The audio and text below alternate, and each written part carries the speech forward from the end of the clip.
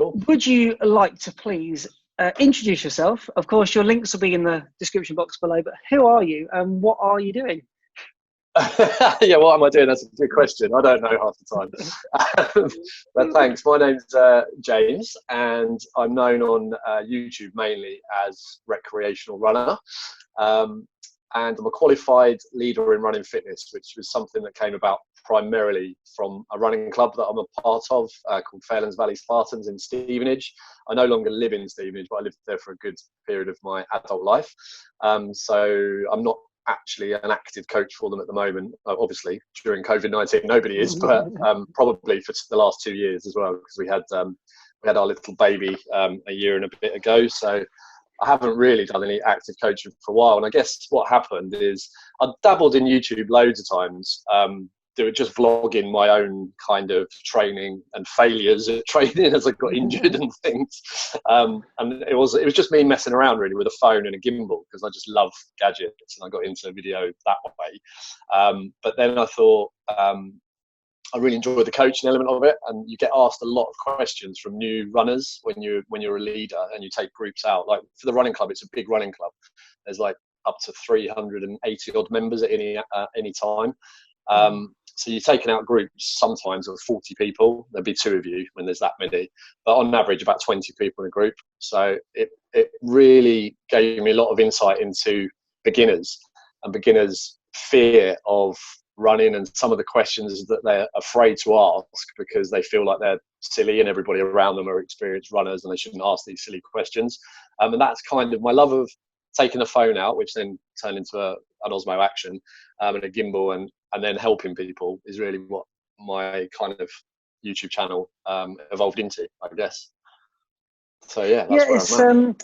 It's really fascinating you talk about running club, because I think when I started out, the mistake I made was not asking those questions and having no idea what I was doing and just going out the door and giving it my best shot, but not really diving into, as much as people might suggest that's a bit of a boring way to do it, but the kind of the theory. I like the theory. I like to understand the process more, and it's only on reflection I realized that whilst I stumbled into a few correct things, I made many, many errors that I could have avoided if I just understood or had somebody to talk to and connect with. And I think I was too nervous starting out to just dive into a club.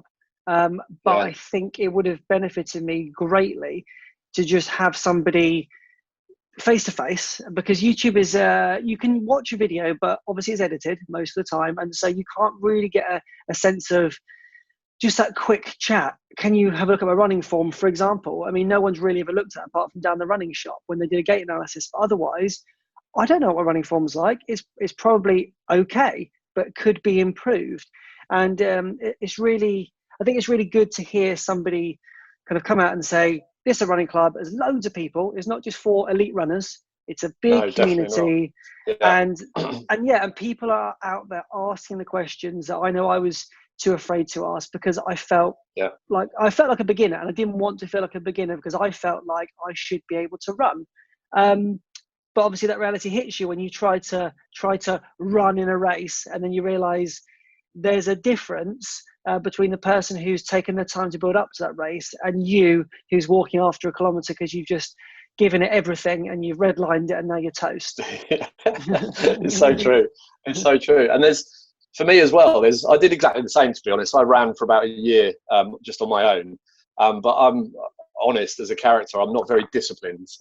You'll probably notice if you watch a lot of my videos, I always talk about when I'm injured, I still eat loads of rubbish. I put on weight. I talk about strength training and rehab and stability and all that kind of stuff, but do I have time to do it? The honest answer is no, and I think most runners would probably tell you that. We just want to run, right? You just want to open the door, put your trainers on, you've got half an hour or 40 minutes or whatever. That's the beauty of it, isn't it? It's like the fact that you just do it quickly. And then you get injured and you're like, oh, I'll go and see a physio, and now there's all these exercises I should have been doing, and you do them to get fit again and healthy again, and then they kind of fizzle out. And I'm a victim of that as well. But I did that for about a year before I joined the running club, and I was super nervous when I joined the running club as well, because it was such a big one, and I knew of it. You saw them out in town all the time, these huge groups running. But but the problem I found actually, and I didn't realize this until 5 years later when I had a series of injuries, is being in a club is great because you get everything you just said, like the support, you can ask questions and all of that stuff. But for me, not being disciplined, there is the competitiveness. And every run I did with the club, I was always trying to beat the guy in front and go a bit faster. And it's only when I looked back after 2 runner's knee injury bouts that took me out for 8 weeks plus both times, plantar fasciitis and lots of other little niggles. I look back and I looked at all of my runs, and every single run I did for years was at full pace, as fast as I could do it. Interval training, hill training, even the Sunday long run was at like 8-minute miles when I should have been doing 10-minute miles. So that's the only thing I would say. If you join a running club, you get pulled along very easily into the competitive nature of human beings, I guess, where you just want to keep up with the guy or the girl in front.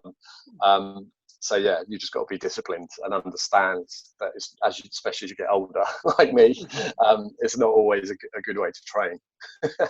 Yeah, no, it's only looking back that I think my fastest 5K time until about 2 weeks ago, I set within the first few months of running, because I was clearly just full steam ahead.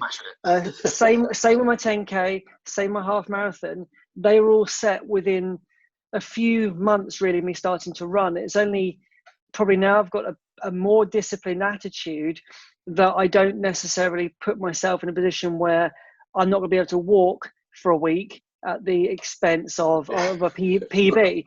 But it is funny that I look back and think I was just all out. That's all I knew. Go out to run, no stretching, no understanding of what recovery even meant. So I wasn't thinking about that. Never foam rolled in my life. It was just going to be shoes on, the wrong shoes, but shoes on, and just flat out as fast as I possibly can. And what will be, will be. And I never really even took much note of the time, because I didn't really understand that was really a thing. When I was first asked about pace, I said, don't know what you're talking about, not sure what you mean. Because I had to watch, all the gear, no idea. You go out, Garmin 235, I'll get one of those, everybody else is doing it. Only found the run setting, never knew it did anything else. It's now me thinking of the future, and kind of making a commitment to myself that I do need to think more carefully about where I want to go in my running, and it's going to take something like a club, or something like even a few sessions with a one-on-one coach, just to have that dialogue when you're running. They can just check what you're doing and just keep things in line so you can progress. And I think just be a bit more professional about it as well, especially if you want to stay injury free. You can't just go all out all days of the week and expect not to pick up something, unless you're very, very lucky. It's going to happen to everybody. I mean, I stepped off a curb and that was me out for like 10 weeks. But before that, I thought I was immune. I really thought, well, I've got this running thing. I've never had an injury. Don't stretch. Don't do any of that. I'm golden. But it was only when I had that moment, it just makes you sit back and think, you were getting away with it. It wasn't something that you were doing necessarily right. It was just that you were avoiding that one thing that eventually caught up with you. Exactly. Yeah. So true.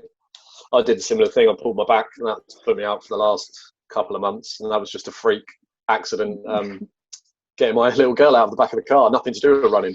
But it's obviously because I've neglected the core. So my core is weak. I've got older. I've put on a bit of weight since we had the baby.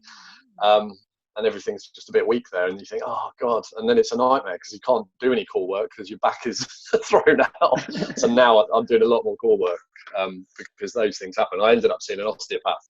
And he said 80% of the people he sees in like the 40 kind of age bracket, 40 and above that I'm in, 80% of people have done exactly the same. They're bending over to get a baby out of the car or pick some shopping up or something, and they pull their back because we've got weak cores. I work in an office, so I've worked in an office my entire adult career. So it's bad posture, bad running form because of bad posture as well. So even though I've been in a running club and I've done the leader in running and training, I've mingled with lots of coaches, I still have a terrible running form.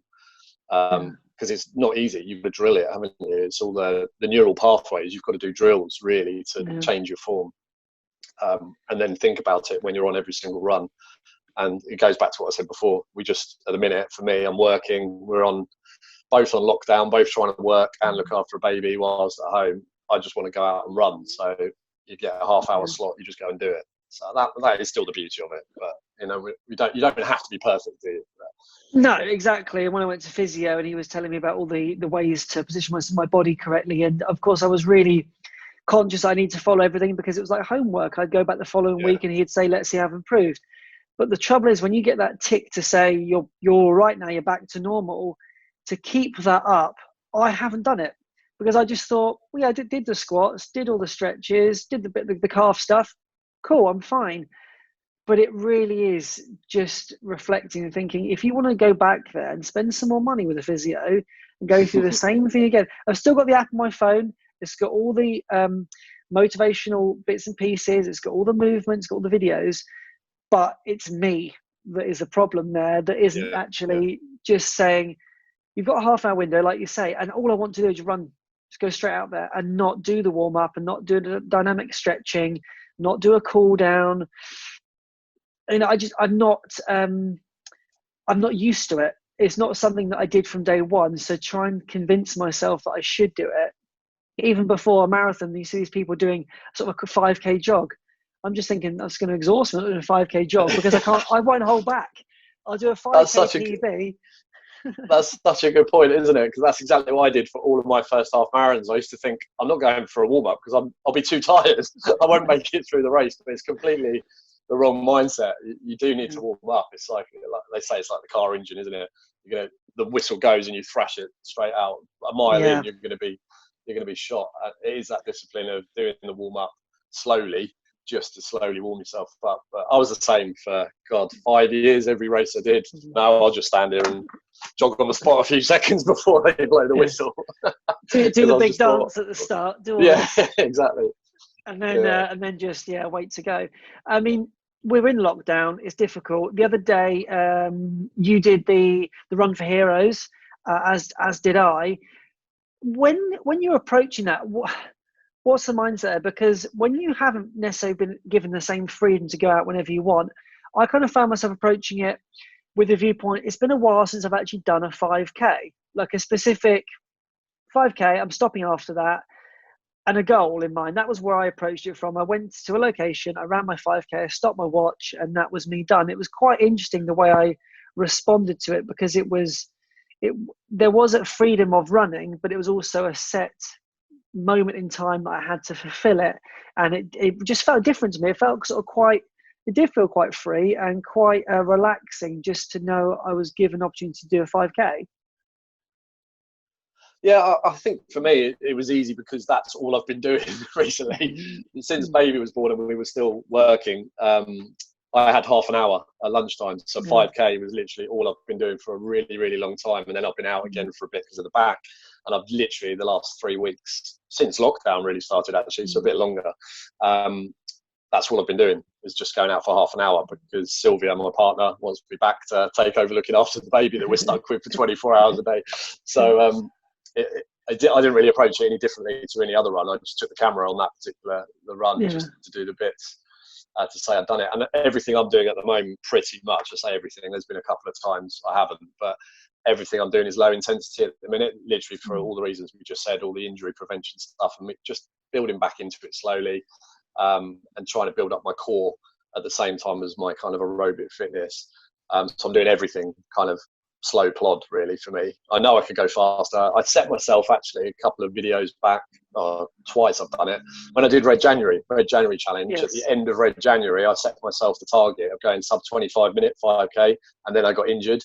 And before Christmas, I did the same. I was training towards a sub 25 minute 5K. And for me, in my head, that should be easy because my best 5K is 21:06. And I'm super proud of it because it was a really hilly course. And I always thought I can go sub 21, I can probably go around sub 20, but then life took over and everything. But yeah, both times I've set that 25-minute goal, I've got injured. So I'm just like, I'm not setting any speed goals whatsoever. I'm just going out, doing my half an hour run, my 5K, and that's it. So that was fairly easy. Having said that, tonight I ended up doing 12K. So that's the furthest I've run in absolutely ages, so I was quite pleased with that as well.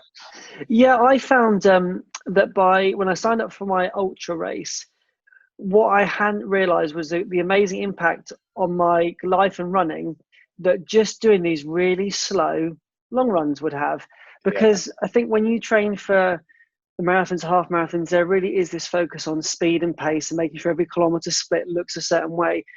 Whereas my ultra, all I had was a cutoff time, which was 10 hours, which meant I could just completely relax into my runs. I mean, I don't necessarily do the heart rate running, but I did notice at the end of these 20-mile runs, I felt so much fresher than I had done when I was doing some really fast, intense, for me anyway, 20-mile training sessions ahead of marathons. yeah, And again, it's given me a lot to think about with my running, that I've been able to come off the back of that and run shorter distances much quicker, which seems completely nuts when you think about that whole situation, that if you do a slow long run, you can run a faster short run. But it's made me really appreciate that there's a lot more theory to running if you want it. And yeah, it's about not focusing on other people around you, just taking that moment for yourself, enjoying being out there. Don't rush to get back home again. Obviously, there are time yeah. constraints, but if it means doing a 4K in half an hour instead of a 5K in half an hour, do that, and just head down to the river, Exactly. head Yeah. down to somewhere a little bit more environmentally exciting to look at.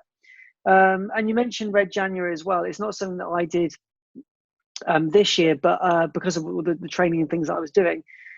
But you get involved in a lot of initiatives, don't you? And I think you do a really great job promoting that on your channels, not just YouTube, but Instagram as Thank well. you. And I think there's a lot, again, more to just running. If you've got the ability and you're gifted the opportunity to be able to run, getting involved in greater causes is just another way of giving yourself another avenue to explore when you're running, another Definitely. purpose. And like I say, it just grows the community. And you obviously probably know more than me as a run leader, but it's seeing other people engage in that alongside you. It's seeing the comments, it's seeing the feedback. If you're doing it for a charitable cause as well, it's obviously seeing the impact. And it's just through running, through one foot in front of the other.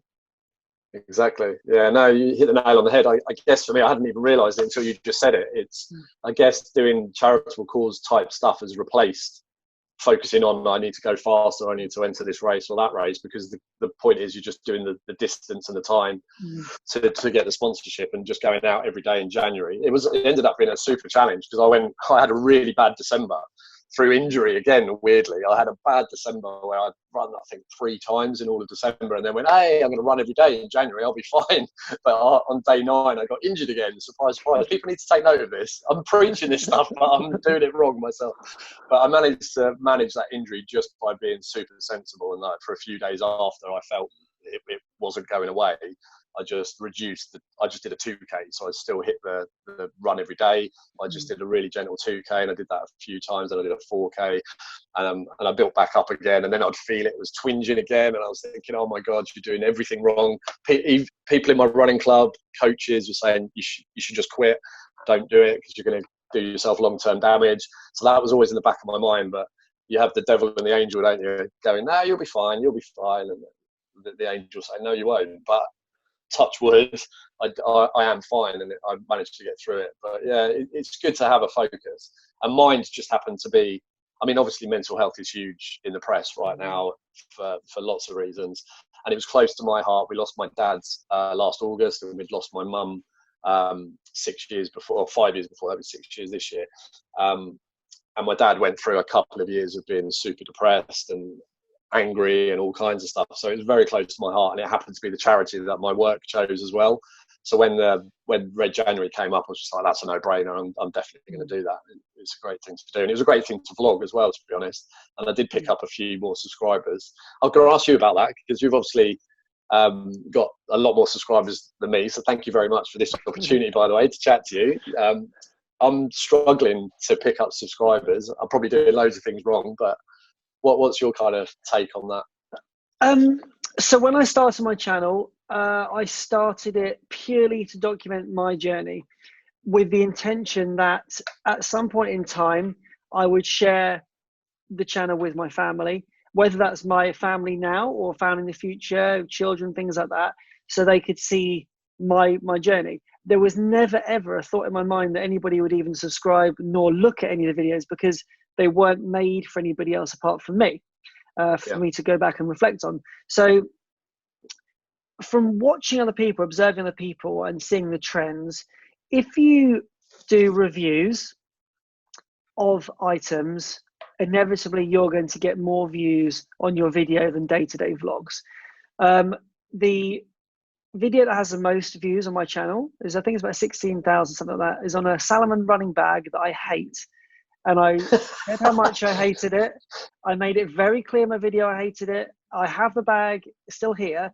I don't run with it. It's just, if I go to the shops, I might pick it up, but I hate it. And that video has the most views.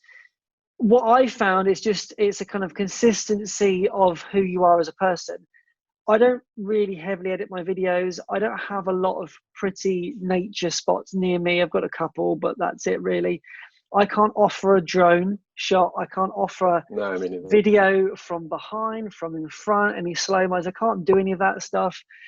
And also I don't have the time to set multiple cameras up. So I can't say a sure and fast way of why I've picked up more subscribers, other than just being consistent and being true to myself and doing. I did the NHS fundraiser that I did at the start of this lockdown period. I've picked up, I think, 35 subscribers in the last 28 days and about 60 subscribers in the last 50 days. And I think that was mainly linked to my ultra race coming up, that people started to follow that. And then to do with the NHS fundraiser as well helped. But up until that point, I've just been picking up people on the way. I do a bit of commenting on other people's videos, bigger channels, but not a huge amount. I'm not massive on social media. I've only just got into Twitter with this account, so nothing there. Instagram, I tend to just treat as a bit of a joke. I don't take it very seriously at all. So I think it's accidental that I've got more subscribers, but I've seen a lot of other people's channels really, really explode with better editing, buying shoes, reviewing shoes. I don't have the finances to do that. I don't have the interest or the space to review tons of shoes. So for me, I don't really mind so much about how many subscribers I've got. I just want to have a channel that I can show my family. And actually, weirdly, they did find out during the NHS fundraiser for the first time that I even had a channel, which was quite peculiar because I still don't know how they found that out, because they shouldn't have ever known that I exist on YouTube. But my sister now watches and occasionally comments, which is quite fascinating. But yeah, I think the moment you start worrying too much about views and subscribers, you're likely to change the content of your channel. And I've never really been focused on that, because if people want that, go and see somebody else's channel who does it better. I'm not going to put a shoe in a spotlit room and spin it around slowly. And also I'm not really able to commit the amount of time needed to edit a video to that professional level. I don't have the know-how. I don't really want to invest the time in doing that either.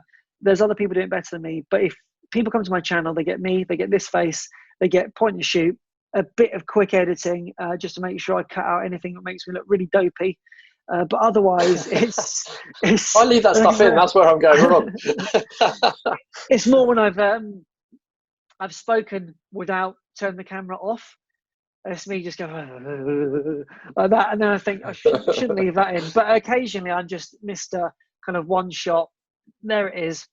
But I just treat it as a bit of fun. YouTube is supposed to be fun. It's not supposed to be serious. Yeah. And I'm grateful for every subscriber. I'm grateful for all the comments, but I don't expect it. I just put the videos up, the videos I want to show, and hopefully I come across as just amateur runner, giving it a go. I don't want to come across or announce myself as a semi-professional runner, because I'm not, and I would never want to be false or pretend that I know more than I do, because the reality is I've made loads of mistakes. I'm doing the Couch 5K at the moment with my girlfriend who's doing it, and it just made me realize I missed out on such an amazing opportunity when I started running. It's great fun. It is sensational. She's making amazing progress in a matter of weeks, and it took me months to get to that kind of level of confidence in understanding what it's like to walk and jog and run, and I think have that connection with being okay with it. But yeah, that's just something that I'm now exploring for myself, and I will put a video up about kind of what that experience has been like for me at the end of the Couch to 5K. But obviously, that's kind of it's her experience, and I'm not filming that because that's for her to document if she wants to, how she wants to. But for me, I'm looking at it from kind of an outsider's point of view and really seeing the impact. And I suppose I'm getting that sense of what it would be like to be in a club with somebody who comes in as a new runner and getting to offer advice and feedback, but not in a critical way, and not in a way that makes them feel like they need to go out and buy all the gear. Because actually, that's the one thing I would say to anybody: don't do that. Just get a good pair of shoes. Go get gait analysis. That's the, I think, key. After that, don't spend hundreds. Don't get swept away with people who may have been gifted shoes as well. That's one thing. The moment the channels grow, things start to appear in the inbox, and I think you can very, very quickly end up buying things on the strength of what people say. Whereas most of my reviews are, bought a bit of kit, it's all right. Bought it secondhand off eBay. it's not bad. That's really good, because I think everything you just said, your subscriber base is probably a really solid, true to you subscriber base with that kind of attitude to it, and it's very similar to me. I started doing it for exactly the same reasons. It's just a bit of fun using a camera.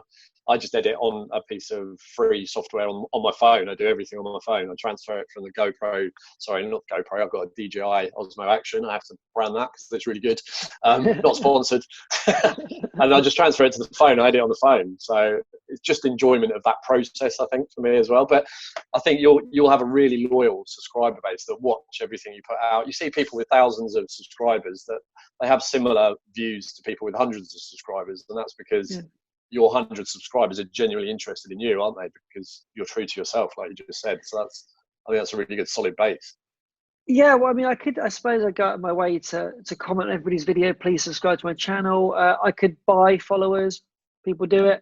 I just don't see the value in that, and I'd rather be able to connect with people who are genuinely there. And I follow you, and the reason I follow you is because I want to just see kind of the everyday person that I can connect with. There are many big channels that I had followed, I just unfollowed because I just don't get the same connection. You put a comment there, you buy their plan, unless you're buying their merchandise, they don't really want to hear from you. And I've kind of just learned that that's not what I'm all about. If I'm going to spend my time wisely watching YouTube videos, it'll be for people that I can connect with. Obviously, I put a video out, and I've had some people say, I'd like to have a chat with you. And that's what I want. I want to talk to people who I feel are like me. I don't necessarily want the person who's going to do it because they feel guilted into it. I just want to have a normal chat. Like I'm, meeting up with somebody at the park, have a little chat, have a little run. And that's something that I had planned to do. The reason why this series came about is because what I wanted to do in the summer, which I guess may still happen, is just do some runs with people who I'm subscribed to and people who subscribe to me, just for a bit of fun. Yeah, that'd be great. So I just then figured you have multiple camera angles naturally then. Well, yeah, my goal is obviously just to use people and say, quick, get behind me, I need some B-roll, I need some slow-mo, and then I'll cut you out my video. Can I jump over your camera, please? Put it over there. Yeah, everyone's like this. So like you said, I've got some really, really loyal subscribers, and I value the time they take to watch my videos, because some of them do go on a little bit longer. But I'm just hopefully putting out the content, which means people could watch it from day one. And I did the first year of my YouTube just on my old iPhone. It was like iPhone 5, so it's really blurry. It's a bit average. But like I say, I go back and watch those videos, because those times when I think I've had a bit of a rough day, I go back to the video of my training session where I nearly cried. And I know when I watch it, that was the hardest day I've had. So stop moaning about today. Today was easy. Today was all right. But that's what it's there for. It's really not there to build an account in a false way. Because, I could just review everything. I could just sort of go, oh, here's AirPods. Let's do a slow-mo of it. I don't want people to be bored. Either, I don't think. No, it's true. It's true. That's good. Yeah. So I just think for me, I'd like your input on this. If somebody starting out running, get the shoes right. don't get swept away with the kind of the media of it and what you're being pushed into thinking you should do as a runner. Would you say that getting involved in, say, a Couch to 5K or a run club, where would you start? If you could start again, what would you do as a brand new runner? It's it's an interesting one. I think a running club is definitely a faster route to getting lots of kind of development, because they have so many different sessions if you can make all the sessions. But as I said before, if you're not disciplined, like I wasn't, you can get swept along and do everything wrong, essentially. And you have to remember that most running clubs, our one, all the coaches are volunteers. So they're still normal people like you and I. They've still got children and work. And when they come out and do their bit, sometimes they're a bit annoyed, you know, that they've got to do their bit because they've got the free coaching badge and everything from the club, and it's their turn to do it. They're not necessarily, I wouldn't be looking at everyone in that group, especially when there's 20 people in a group, and going, oh, you should do this and you should do that. It's not one-to-one coaching. So yes, you're going to benefit from lots of people to chat to and be social and have fun. And you're going to benefit from the kind of competitiveness of it and the sessions they offer, because that you don't have to download plans and you don't have to watch our YouTube channels, but please do.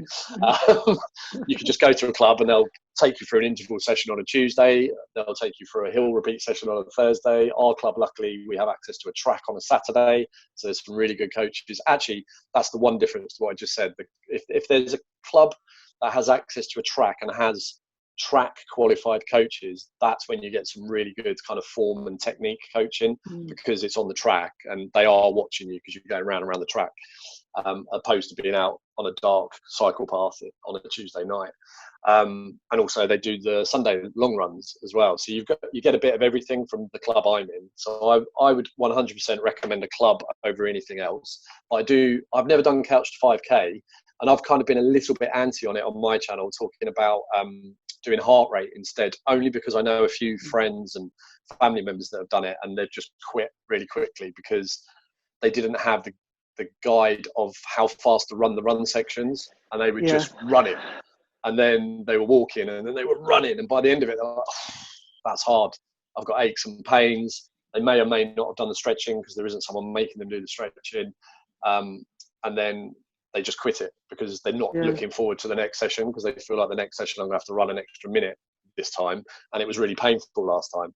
Whereas looking at your heart rate, or not even your heart rate, like you, just feeling comfortable, the perceived effort, and just saying, right, I'm going to go out for half an hour and I'm going to walk for the beginning of that, and then I'm going to build into a jog, and then if I get out of breath, I'm going to slow down again. If I hit a hill, I'm going to slow down, and then I'm going to speed up, and just stay comfortable and just hit that 30 minutes and just do that 3 times a week. That's what I'm kind of preaching on my channel. But sorry, I'm going off on a bit of a tangent and waffling a bit. No, go for it. No. I'm trying to remember the question. Yeah, so I'd definitely say club. I'd say a Couch to 5K if you research it and you can be disciplined with the run bit and not go flat out on the run bit. Everything you said about equipment, 100% agree. The run I just did tonight, I've recorded number 3 in my beginner series, which is Footwear, because I was literally in another Facebook group that I'm in for our local kind of running community here. It's not a proper club, it's just a community, but there are coaches in it and they do sessions. New runners, because of COVID-19, there's so many new runners in the group at the minute asking questions like, what trainers shall I buy? Everybody's got a different answer. Like everybody's got, it's a personal thing. When it comes to trainers, it's any item for running is a personal choice. So you need to be aware of that. You can watch reviews, like you've said, you can watch all of these amazingly lit and edited views and think, I'm going to run amazingly in those trainers because this review is amazing, but you might not. It might be the worst thing ever. So it's understanding everyone will have an opinion. It's like when you have a baby and everyone tells you how to bring up a baby. It's the same kind of thing that I relate to. But do what feels right for you. Ultimately, that's the best thing. And when it comes to trainers, that is definitely the one thing to spend some money on at the beginning. That's what I've just recorded. Gait analysis is key. At the moment, you can't do gait analysis because shops aren't open. They may be soon. But you can do the wet test. That's what I did when I first started running. I went on sportshoes.com, I think, and they had a kind of guide to getting out of the shower and doing your wet footprint, and it kind of shows you how your arch is. it's very average. Obviously, it's wow, not a defined science, but it says you're either neutral or stability from there. So the first 4 years, I ran in neutral running shoes just because of that one wet test before I ever had a gait analysis. And then when I had my first gait analysis, they said you should be in stability. I was like, oh Christ, okay. But then you get into the whole minefield of you should mix it up. If you're in stability, that's because you got a weak arch, essentially, isn't it, or a weak kind of ankle roll. So you need to do things to get back into neutral, really, and that includes mixing up terrain, mixing up the shoes you run in, everything. And I did everything wrong. Even though I was in a club, I was training too hard. I was wearing the same pair of trainers until they were worn out for every single run, whether it was a race, a slow run, a fast run, a hill session. I never had my gait analysis done.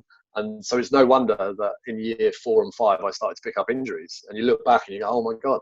So that's kind of what motivates me on my channel, is to try and help people not make the same mistakes I did.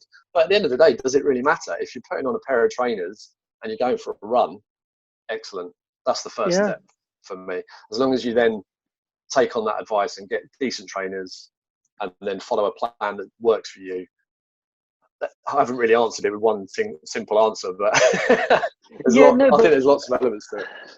And actually, it's interesting what you say about the Couch 5K, because it's just hit home. Because I'm doing the Couch 5K with my girlfriend, I am acting as that person who is saying, we need to be running slower, and we need to be having a conversation. And if I've just realised that actually I could see why people who don't have that person next to them who's got the experience of having gone through that, why you would walk and then blitz it and then walk, because the way it's structured would lead you to believe that you should basically go all nothing. Yeah, and that's essentially an interval session, which is speed training, which is meant to be, if you follow what the elites follow and what I'm kind of trying to follow now, and it's the 80-20 rule, isn't it? You should do 80% of your runs slow, and 20% is just dedicated speed session. And if I haven't done the Couch 5K, so I'll take what you're saying as more information, but it sounds like an interval session if you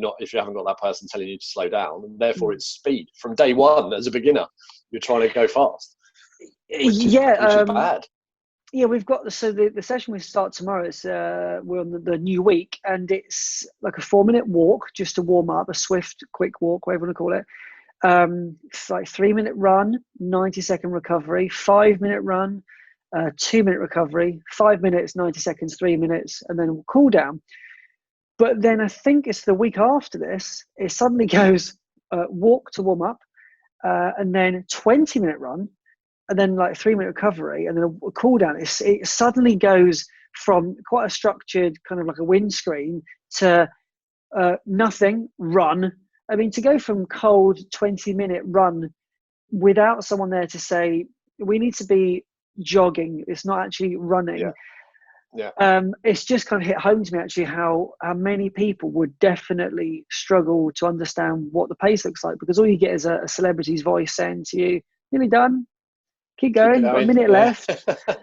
But yeah, I think, like you say, with my shoes, I was running in women's shoes for the first year by complete chance. I didn't realize they were. I just happened to buy them online because they were cheap. That was it. They were cheap, and I quite like the color, so I bought them.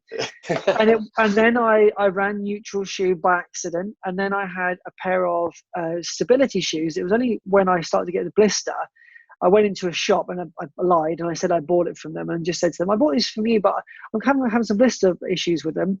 And they said, well, let's get you on the treadmill. I got me on the treadmill and I said, yeah, well, no wonder, that's completely wrong shoe. And it's sort of one of those, ooh, whoops, sorry. And they said, do you want us to exchange? I said, no, it's fine. It's fine. I'll just get some neutral shoes. But again, it's that embarrassment of, I'm not confident enough just to say to you, I think I bought the wrong shoes. I think I've made a mistake here. You have to kind of find a way into a conversation where you can separate yourself from the error you've made, instead of embracing it and just saying, I like the colour of them. They were green and black. I thought it'd look good with my new shorts, and it turns out they don't. And my feet hurt. But even the term gait analysis just sounds complicated and scary, doesn't it? If you're a new runner and you're out for a run with someone and they say, oh, you should really get your gait analysis done. I remember someone saying that, and I was like, I feel too stupid to ask what that is. So I'm just going to ignore it and keep doing. I've done the wet test. I didn't even compute that it was the same thing that they were talking about, going to a shop and having someone actually look at it, because it was probably months after I'd done the wet test and I just bought some trainers. So I think some things for beginners are just a bit daunting. It shouldn't be like that, because it's the one form of exercise we can do where you just open the door and go and enjoy yourselves. And that's the key thing. When you talk about the couch to 5K, then having to blast a 20-minute, you're not going to enjoy that, are you? In the next session, you're going to be like, oh, it becomes a chore rather than a hobby that you enjoy doing. And I think as long as you keep that enjoyment, people will keep doing it. And that's the key thing. Get a pair of trainers that feel great on your feet, like slippers, comfortable. You enjoy wearing them. It feels like you're going to do a PB just because they feel so good. And then just run to enjoyment. I've got a neighbour actually who's in my little Facebook group, and she did 7K, I think, yesterday. She's just finished couch to 5K actually, and she did fine. But she just stepped up to a 7K yesterday, and she posted straight away, oh, the pace is a bit rubbish though, I really need to work on my pace. And we all jumped on it straight away. No, you don't. You need to just enjoy it. Take pleasure in the fact you've just done 7K, and if you can get up to 8K in a couple of weeks, absolutely brilliant. Don't look at everyone else's paces, just enjoy it, because then you'll keep doing it and then it's better for you. And it's all about that endurance build, isn't it? Like you said right at the beginning of this chat, I think, you run slow longer and then you run a shorter race faster. But that's because your body knows it can run for 10 miles and you're only now running 5. So you've got energy in the bank. But then when you really nail it is when you do the speed work as well. So your body gets used to running at speed. You get the technique right, you get the cadence right, and your body just goes bang. So that's what I really want to do. I want to prove over the next kind of year that 80-20 is going to work for me at 43. And I want to do another half marathon and get close to. I did a bunch of half marathons back in 2016, and I did a few sub 145, and I want to try and PB a half marathon, but I've got to do it much more sensibly than I did back in 2016, where I signed up for 13 half marathons in a year. That was our challenge me and a work colleague decided to do. We're like, 13 miles, let's do 13 of them. That'll be a good challenge. But we were doing some every 2 weeks because of the ones we wanted to do. And guess what? I got injured, so I only managed to do 10 of them. I never learned. Yeah, and I've just come to realise as well, you know, when you're racing in a race, everyone gets the same medal. I mean, this will to try and beat the unknown person next to you. It's just run for enjoyment. And like I say, the fastest times I've clocked on my watch was back when I was running with no idea what I was doing, just having a load of fun. And I was obviously very relaxed. I had nothing to prove. Didn't have Strava. Didn't really even have social media going too much at the time. YouTube, I had the channel up. I was documenting things. But otherwise, I was just having a good time. Whereas now there is that tendency to be, if I finish this run, it's going to go on Strava. Unless I quickly go to who can view it? Nobody. And then it's that, I said yesterday on YouTube I was going to do a run. Do I really want to announce it? I've got out of that mindset. Now it's me. It'll be a good day. It'll be a bad day. It is what it is. But at the end of the day, if someone commented and said to me, that was an awful run, I'd just say, okay, I guess so. Cool. Thanks. Yeah. But no one ever does, right? No one ever does in the running community, though. As far as I've never experienced that. Have you experienced that?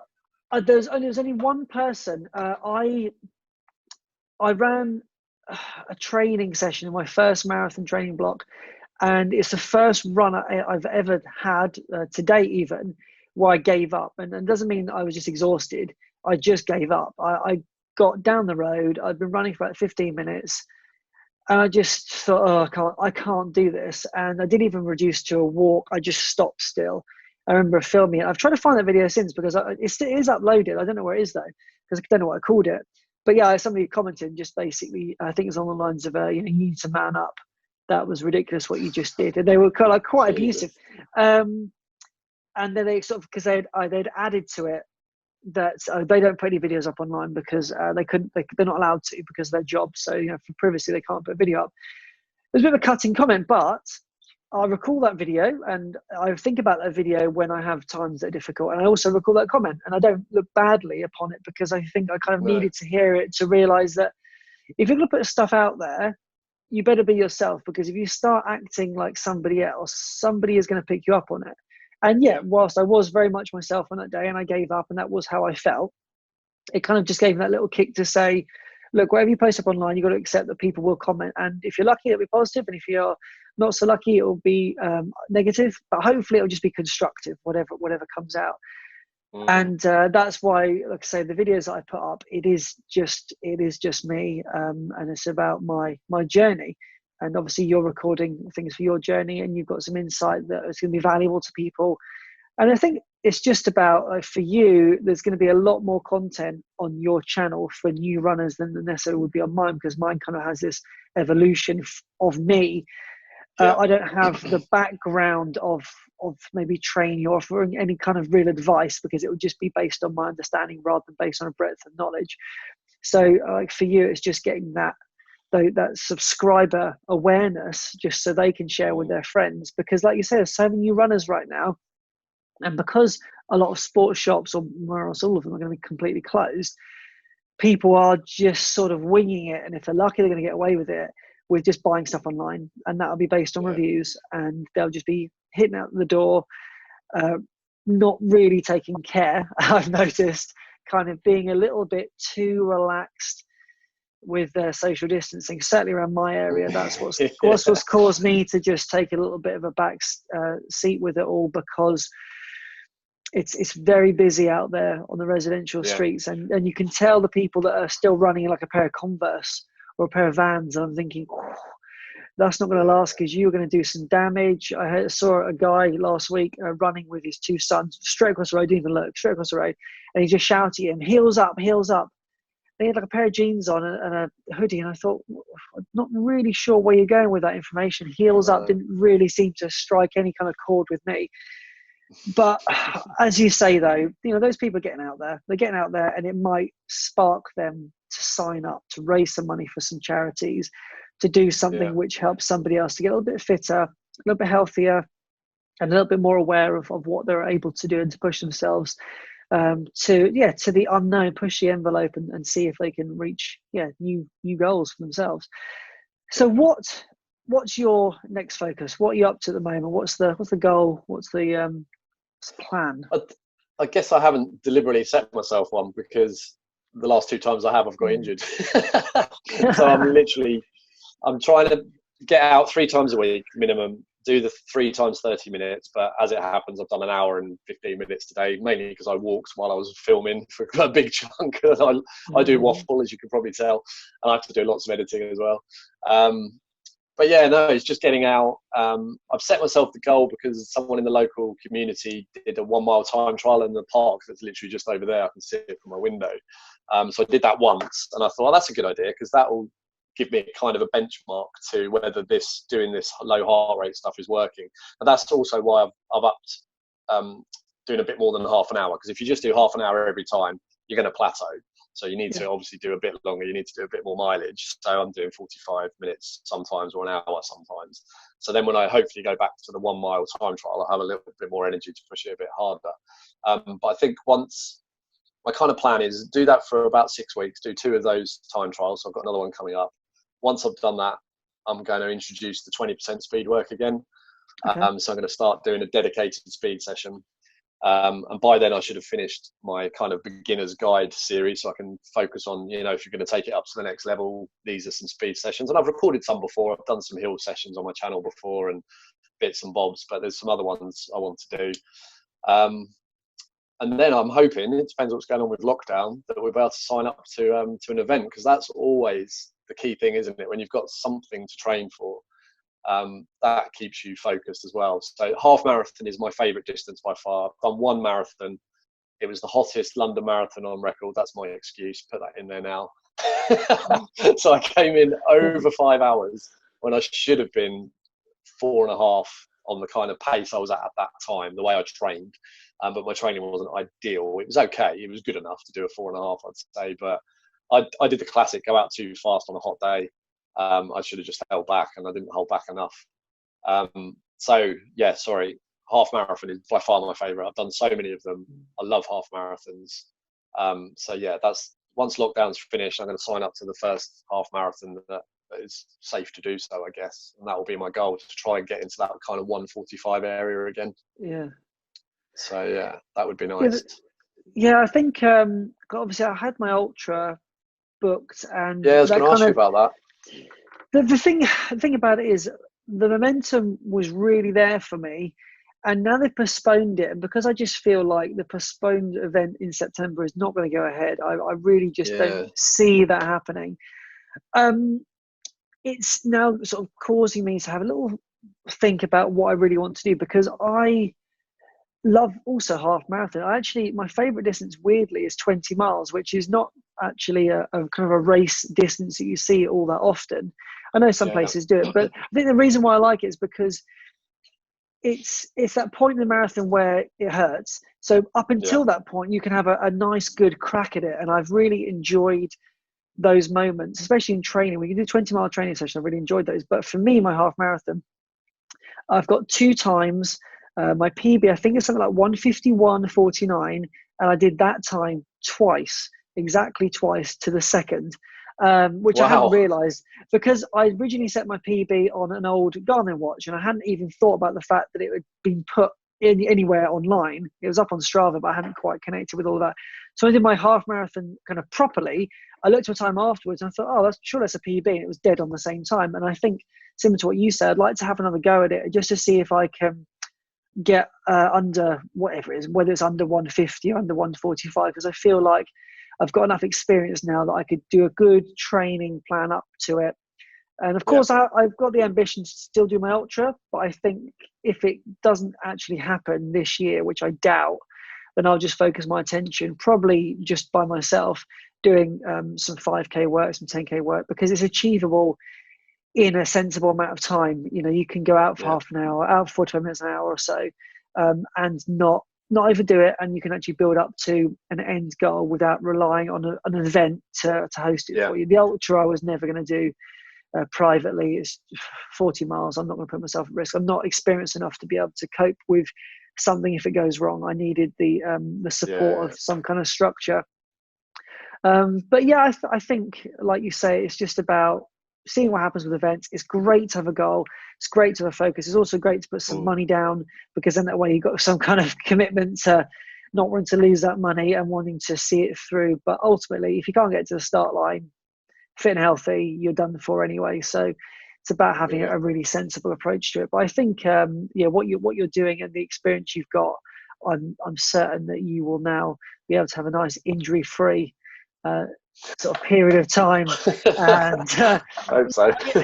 the thing is, like you said, it's the kind of the devil angel thing. Knowing that I've Mm, had an injury, I don't think I can put myself in a place now where I can be 100% carefree with my running. I don't think I can ever have that back, because I felt like that for a very, very long time. I used to go out and run and just do whatever I wanted. But because I know there is a potential there for injury, I think I'm always now going to be sitting around about 95% of my potential, because I just don't want to dip into that possibility of yeah, and hobbling, sitting on the curb in a race. So I think that's sad in a certain respect, but at the same time, I think I need to appreciate that my body is not there just to be abused, and I need to either figure out a better way of dealing with prevention, or accept the mm, fact that if I'm going to be lazy with it, then I will get injured, and that's on my head, and I need to not be upset and cry about it if it happens, because ultimately it is my fault. yeah. It's a tough one, injury, isn't it? I've been through it so many times, and it's depressing, definitely. But I think that's why I'm now just focusing a lot more on making sure. Some weeks I don't do it, and then I think I look back and go, oh, I haven't done any core strength or stability work, so I'm definitely going to do it this week. So it's getting done every 2 weeks, whereas it didn't get done at all for 7 years. So that's got to be better, I think. And I'm also running much more sensibly anyway, like you are as Mm. well. So I think that for me is going to be a sensible approach. I think I still want to do those PBs. I've still got that kind of Yeah. in the back of my head. I want to beat my half marathon PB. Whether or not I can, I don't know. Someone once told me I started running properly at 36, 35, 36, and they said if you train hard, you have 4 years of progression. So I'm kind of over that now. So I'm thinking, but then you look around and there's people in their 60s smashing out half marathons, better than me. I mean, they've had obviously way more years of experience, but it's obviously in you. I think it's in all of us, isn't it? To be able to, if you train right, you eat right, you look after yourself, I should be able to do it. So yeah, I've got that bug. I want to do a 5K back near 21, but I hate 5Ks. To do a 20-minute 5K is hard, isn't it? It's hard work. I'm not sure. I think 25 might be all right. I'm saying my goals live with you now.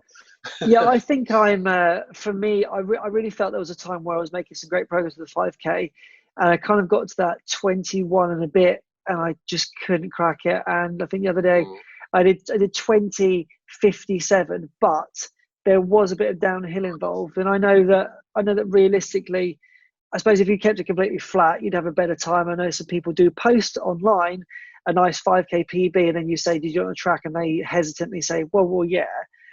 That's different to a park run. First thing you've got to accept, my park run's hilly. I've got no hope of getting the PB I want unless I go and find someone that's flat. But at the same time, I figure if I've set my PB on that park run, the only way to really measure my progress is to go back to that same place. Otherwise, we could all do shortcuts, find a completely downhill stretch, just keep stopping the watch and just keep doing 1Ks down the hill. But for me, that 20-minute 5K is kind of that elusive time, and I'd be very satisfied if I could beat that. But it does also require me to do some dedicated training, which I'm currently not doing because my focus has not been on those kind of training sessions. So I can't hope to really get there unless I really dedicate a lot of my time and energy to kind of facilitating that for myself. Yeah. No, he definitely. It's interesting about the hilly thing as well, because my PB on half marathon is Watford, which has got some serious hills in it. And it was the first one out of the series of 10 I managed to do. So 2 weeks later was Wokingham, I think, off the top of my head, which in comparison to Watford was pretty flat. It was a little bit undulating, but flat. So I was like, I'm going to smash this. I'm going to be like 141 easily, 141, 142. I was 144 something, like almost 2 minutes over. And I was like, I was so destroyed. I was like, I don't know why, but everyone said it was because it was 2 weeks later, and you hadn't. Your body was still fatigued from the race you'd done 2 weeks before, and I'd trained in between as well. And I think I did Southampton 145 something, Silverstone, which is relatively it's flat basically. Silverstone, isn't it? That was one. I had a cold that day though. I think that was more of a 151. There was a few. I did a few 145s in that series of 10. And I was just like, why can't I get back to 143? I was so destroyed because Watford is so hilly. But I think hills are good in the right context. I think they're good over a half marathon. As long as you've got an equal or more down that you've got up, it kind of levels itself out. And it's good for you to have that. It's difficult, I think, to maintain a pace on a perfectly flat course. I think that's more difficult. For me, anyway. So I get carried by other people. You get the person on your shoulder for the first 5K, kind of sets the pace for the race. And especially towards the end, I tend to kind of get somebody in sight who I think is running at a really consistent pace. And I kind of, when I know that I'm starting to fade, it's good to have that person just to be just behind on the shoulder. I remember it happened at the half marathon, it was Hampton Court, and I thought I was, for the last 10K, I think there was a guy and I was on his shoulder, and then the last 2K he's pulled away, but it kind of killed it for me because I was so reliant on his kind of regular pace that the moment he accelerated away, it was kind of disheartening, and then it also put it back on me, and I sort of just lost that thread of momentum. That was a good opportunity for me to get a good half marathon time, and it was okay, it was fine, but I think I just lost it. And like you, it was, I think, 2 weeks after my first ever 20-mile kind of training run. But again, I didn't really realise that I was going to be affected. I just figured I'd go through a training block and what's the problem? I just follow the plan and away I go. But then it's only again on reflection, you think, well, no wonder really, because you were taking chances there. I wasn't even stretching. I wasn't doing any kind of recovery at all. I was just doing my sessions. But my main goal was getting to the marathon start line. I wasn't really thinking about the training. It was just part of what I had to do to get there. I wasn't actually considering it being all that important, to be honest with you. I just thought, build the mileage up, get to that kind of 20-mile bit, and everyone just tells me the last 10Ks in your head. That's all I was thinking. And sure enough, it worked out. It was all right. But Right, it's been fantastic to talk to you. Oh, We've thank you. covered You too. Thank you for the so opportunity. much. It's been awesome. Is there anything else you wanted to share? I'll put your links down below to your social media, but was there anything you wanted to just kind of let people know about? If anybody is not aware of your channel, what kind of what's on there, and what people might like to just head over and take. Yeah, I guess if they've listened this far, we've kind of covered it all. But it is literally me, like you, trying to do honest kind of. I'm a leader in running fitness. So I'm not a super qualified coach. I've got the base knowledge to be able to take out groups of runners safely through warm up, through multiple different types of sessions, and then cool down and stretch. So, I mean, that's the base thing. It's a 2-day course. But I've been running for 8 years with for the last 4 maybe of those. I've been a qualified leader in running fitness. So, and I was also part of the committee for the running club for a good few years, and I ended up becoming vice chairman as well. So I've seen the kind of leadership side of running a running club as well, and the decisions you have to make sure you cater for everybody. And that's where I kind of come from with my channel. It's steering more towards those beginners, those people that have got all of the questions, but they may not want to ask them. They may not even want to type comments on my channel. Do or join my Facebook group as well, and then you can PM me and ask questions. There are other coaches in our Facebook group too. There's other leaders. There's some other more qualified coaches as well. So it's really, for me, it's just about trying to help beginners. I don't always get it right. I'm just another voice in a sea of fitness advisors that are on YouTube. But I think it's just trying to be more real, and accepting the fact I've put on 2 stone, I've had a baby, I've got a busy life. So I'm trying to do all of this and show you how you can do it too. I guess that's kind of where I come from. Awesome. It's just, again, it's just refreshing to hear somebody, a like-minded person, just working through the ups and downs, recording it, putting it out there, and just being a voice for people who hopefully everybody can relate to and can feel like they could just ask and get an honest response, an honest, unfiltered response as to what they can maybe do next. So I'm sure people will head over there to your channel. And again, the Facebook community, is it a private group or public? No, it's a public group. You have to Okay. answer some questions, and I just let people in as long as I don't think they're some kind of troll. On that note, actually, I think I've noticed on your channel, there's every time I post at the minute, there's someone that comments instantly. It must be some kind of bot saying, "Hey, awesome content. Do you want to be YouTube friends?" You've been getting that too, right? Bizarre, I get it. I got it today, and they said I'd like to be friends, and I responded with, "I'd like to be your friend as well." I embrace the bots. I keep getting told how good my content is. I keep getting told, I'm on fire. I'm great. I just think wonderful. What a self-esteem. That's brilliant. It's the best kind of feedback you get from an AI. Yeah, it guarantees me at least one comment on my videos. So, I don't know where they come from, but they are appearing everywhere. And I can only. I actually was somebody the other day said about your content's amazing. How can I help you? And I just said, well, please share. They never did, but I could do with them sharing it. If they've got that many channels they're commenting on, I wouldn't mind them just copying over my YouTube channel into those comments that they drop. But I don't know. It's just it's fun, isn't it? It is fun. It is good. That's why I do it. When it stops being fun, that's when I'll stop doing it. Really. At the minute, I enjoy the video in gadgets. I've spent a bit too much money probably on gadgets, but it's fun. It's a hobby, and it's a hobby I can do without interfering with daily life too much. Yeah. So yeah, it's good. But yeah, no, sorry. The Facebook group is Recreational Runners, so it's just a plural of my YouTube channel. Okay. So yeah. Yeah, cool. Well, I'll put a link down below to that anyway, and I'll also put in the comments, and I'll pin it so that people can head over there, because I think a lot of people are on Facebook probably more actively day to day than they are on YouTube. And of course, if it's just a quick comment to read, it's easier than sitting down to watch a video, isn't it? So I'll put that comment down below for people to join. And thank you so much for your time this evening. I know you're busy, and I really appreciate it. So thank you. I appreciate the opportunity, Dan. It's been great talking to you, and we're definitely going to meet up when this is all over and have a little half marathon or something. It'd be great. Let's agree to that now, live on air. We will meet up and do a half marathon. We'll just have some fun with it, have a little chat, and so thank you again, and I will get this video up as soon as I can for you. Brilliant. Thanks, Dan. All right. Take care.